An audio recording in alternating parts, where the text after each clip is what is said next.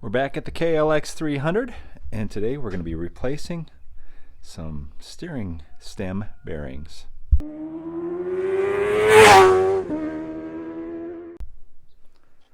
Hello my friends, and welcome to Tom's Tinkering and Adventures.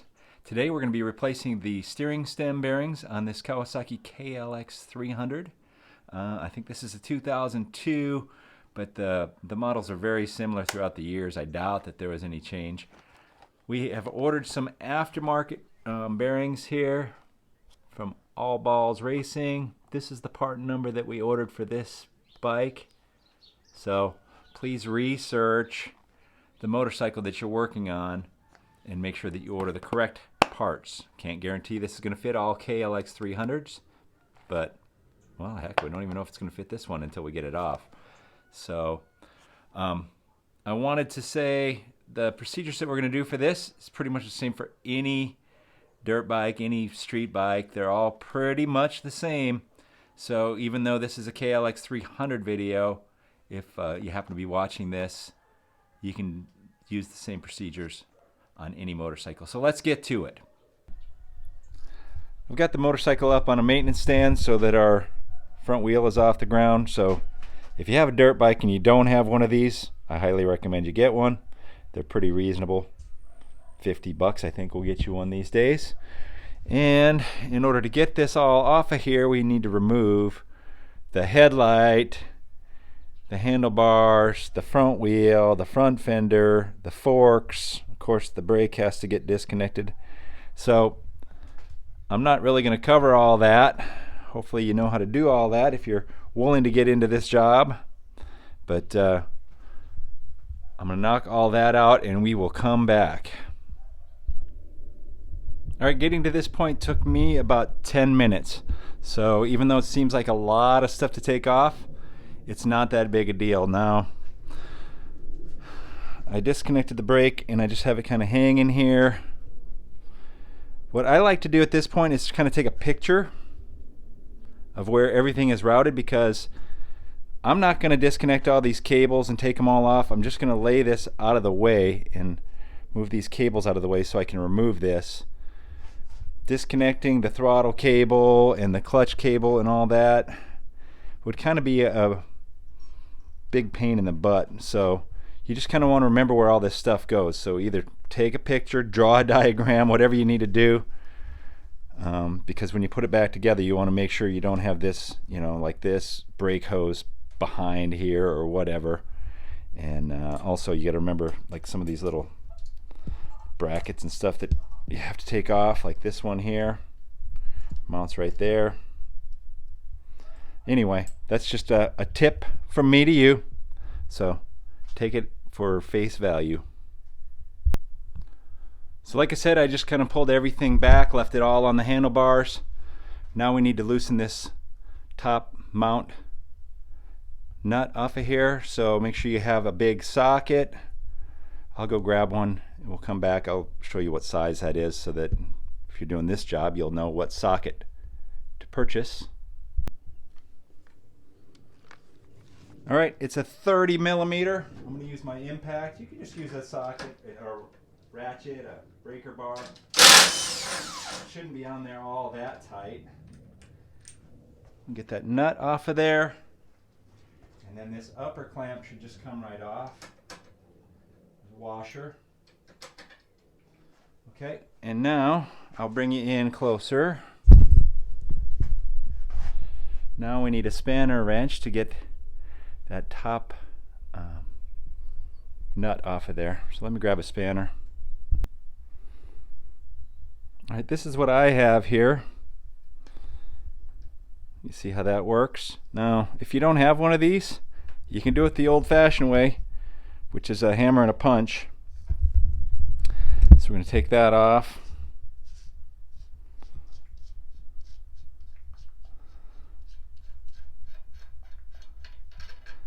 That comes off. Little rubber bit. And that should be our top bearing up here. This is a little, there you go. Kind of hard to do this with one hand. There's our upper bearing. There's our upper bearing race. The lower bearing race is in here and the lower bearing is on here. So now we need to get this lower bearing off. Okay, before I show you how to take this bearing off of here, the first thing that I like to do before starting to do this is to ensure that we have the proper parts, because in order to remove this bearing about 99 out of 100 times, you're probably going to destroy it. And if you don't have the correct parts, then you'll have a vehicle sitting like this in the middle of your garage until the proper parts arrive. So I'm going to open this up.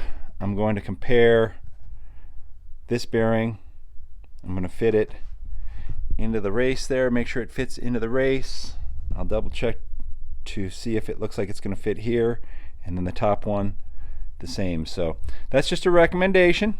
If you have unlimited space and the time to let a bike sit like that, no problem, but I don't like leaving my stuff sitting in the middle of the garage like that for a week. Well, I have a hydraulic press, and I've had pretty good luck on a lot of these to actually just press the steering stem straight out the bottom of these, and it presses the bearing out. But if you don't have a hydraulic press, well, then you're going to have to resort to some other methods here. So I'm going to show you. I have a brass drift here, so we're going to try this. You can just start tapping around the base of this thing, and chances are you're going to break this bearing. That's why I was telling you to check to make sure that it fits, because probably all these the cage and stuff is going to break off of here as we do this. It may not, but we're going to just try it this way. And what you're trying to do is to get this thing pushed out a little bit so we can get behind it. A lot of times, like I said, we'll be beating on this for a while and the cage will break. That's fine.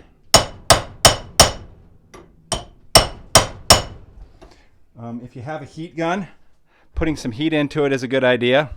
So I'm going to keep beating on this thing a while, and I'll come back once this bearing cage breaks, because I'm almost guaranteeing that it will.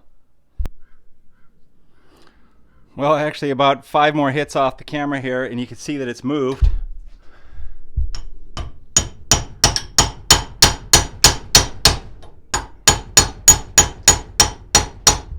And there we go. It's basically off. And wow, that bearing is definitely done for. I guess I should have showed you that before I took the whole triple clamp assembly apart and showed you how bad these bearings were. But we'll continue to drive this off, and then we'll get back to reassembly. Well, I guess really the next logical step is going to be to drive these races out. Now, what you need to do is get yourself a punch, hopefully one that kind of has a sharp edge on it, and because there's just a very small lip on the bottom. This top one usually has a lot bigger lip. You drive it from the bottom straight out the top, but the bottom one almost always has just a very small lip to drive that out.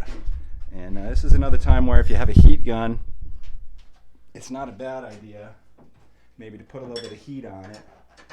But what I've found is I just try to catch that lip and drive around it, switching out about 90 degrees every time, and it feels like it's going out. And I think we've got this one.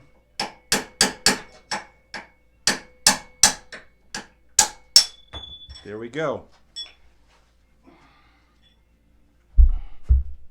There's the lower race. I'll do the same on the upper, and then we will start reassembly. Okay, so when you install your new bearings and races, you want to make sure that you put them in correctly. See, it's tapered. And this is a rookie mistake that the guy behind the camera will neither confirm nor deny that he has done in the past, but if you put it in the wrong way, obviously your bearing is not going to go into it. So please, please, please pay attention to that, and then make sure that you have your upper and lower ones oriented correctly. I think the majority of them won't fit. Here, sorry that you're off the camera here. This lower one is larger, so it won't fit. All right, let me see if I can get the camera down here for you.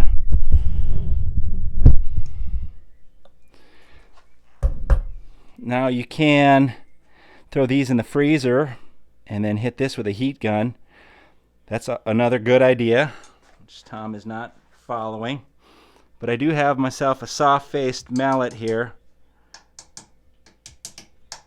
This is a brass-faced mallet, and I'm just going around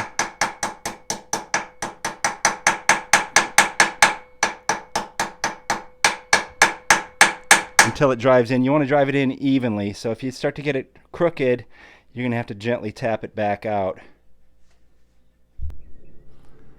All right, I got it in there just a flush. Now it has to go in just a little bit more. You can see inside of there, maybe not on the video, but you can see inside of there that it has to go right up to, there's a little lip inside. So what I always like to do is to use the old race and use that to drive it the remaining distance, and I put it in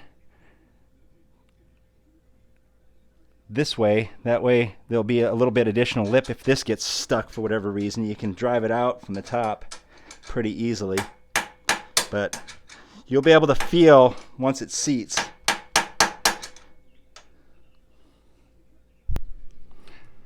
These bearings are shipped dry with no grease, so we definitely need to pack these bearings. So just decide what kind of bearing grease that you like to use. A good marine bearing grease is fine. Or, like I said, it's kind of like oil choice, religion, and politics. Everyone may have their favorite type. So what you're going to do is put a little bit of grease in the palm of your hand and pack the bearing. Let me get my gloved hand loaded up here, and we will show you how to do it. Yummy! All right, so what you do is you just take your bearing and you squeeze the grease into it like that. And what that's doing is pushing it in there.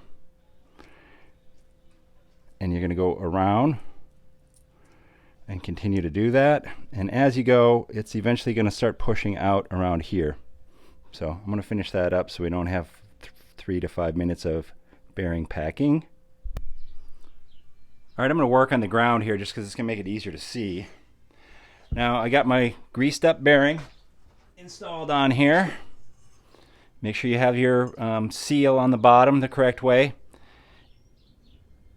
Now what I do to install these, I have a whole bunch of different sections of pipe and pieces of various stuff I've acquired over the years. And I search through them and I find one that fits closest to the bearing. Now you never want to drive on the outside of the bearing, only on the inner race, okay? So you want to make sure that whatever you're using fits around the inner race and not around the outer. Another trick that I've done, if you have something that doesn't fit amazing, is I'll use the old bearing to help drive the new bearing on. As you can see, if I put it like that, it's going to be easy to drive that one off of there because it's bigger.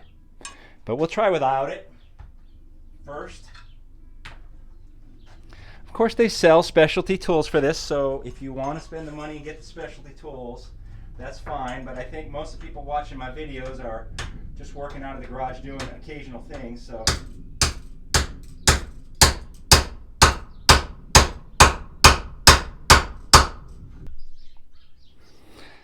okay, I noticed this pipe that I'm using, it's a little bit on the thin side and it's actually starting to flare out, and that was starting to go around that inner race. So I'm going to use the old bearing like I said, just because we don't need to cause any damage. But we're almost there.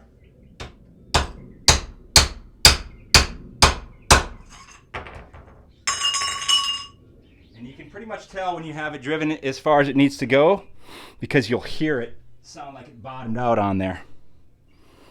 And now all we got to do is, well, there, we don't even need to drive that one off.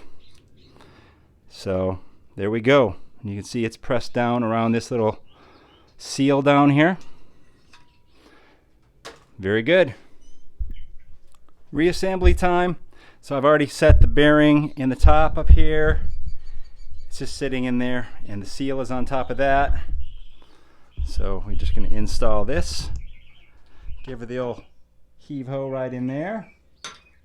Right through the top. And then we're going to put this rubber cap on there. And we'll turn this down hand tight for now.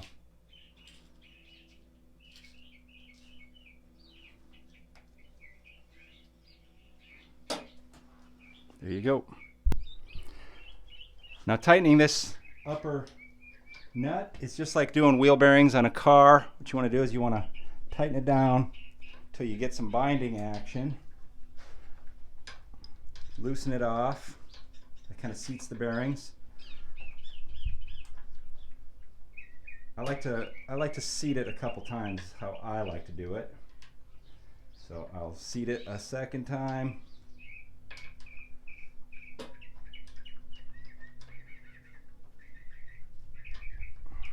Get some binding, and then back it off till it feels nice and smooth.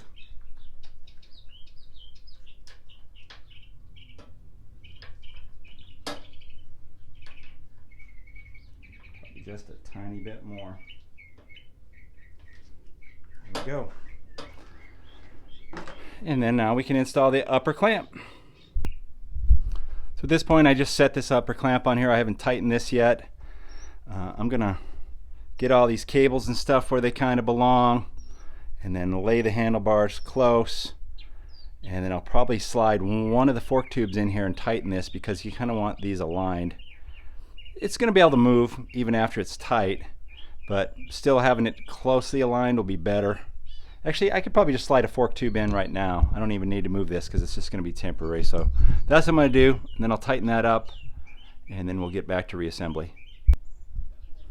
And then here, like I said, remember, make sure all your cables are going where they're supposed to, so you don't have any binding when you put everything together.